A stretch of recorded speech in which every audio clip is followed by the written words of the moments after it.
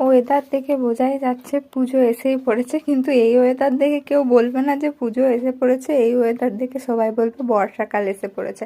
কারণ না সেদিন সকাল থেকে এত মেঘ করেছিল, চারিপাশ মেঘলা। তারপর এখন শরীরে প্রত্যেকদিন একই রকম এনার্জি ছিল না, কিন্তু সেই দিনকে আমার খুব বেশি এনার্জি ছিল। মনে হচ্ছিল কিছু কাজ করি। তো দেখলাম ফ্যানটা খুব নোংরা।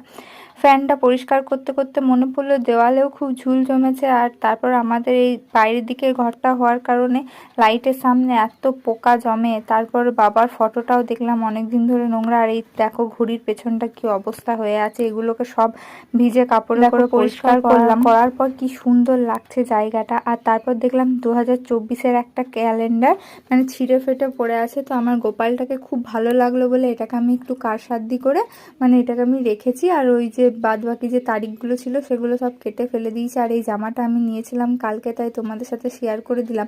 আর এরকমই তো হয়, 2024টা পেরিয়ে গেলে 25-এর ক্যালেন্ডার চলে আসে, 24-এরগুলো হয়তো পড়ে থাকে। তো 5 টাকা খরচা করে এরকম একটা ভালো ফটো ফ্রেমের মতো বানিয়ে নিতেই পারি। তারপর আমার ভাই এলো, বললো যে খিদে পেয়েছে। তো বললাম যে যা তাহলে চপ আর চানাচুর নিয়ে আয়, আজ একটু চপ চানাচুর খাই। তো তার জন্য আমি মুড়িটা ঢেলে নিলাম, আর ওকেও আমি চপ মুড়ি দিলাম আর নিজেও খেলাম।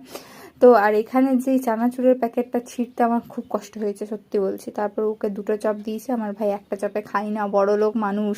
আমি একটা চপে খাই। আর আমার সাইডের জিনিসগুলো একটু ইগনোর করো, কারণ আমি যখন ভিডিও করি তখন দেখিনি। আর এই যে দেখো, এটা আমি 5 টাকা দিয়ে বানিয়েছি, মানে 5 টাকা শুধু ওই কাগজটা কিনে নিয়ে এসেছিলাম।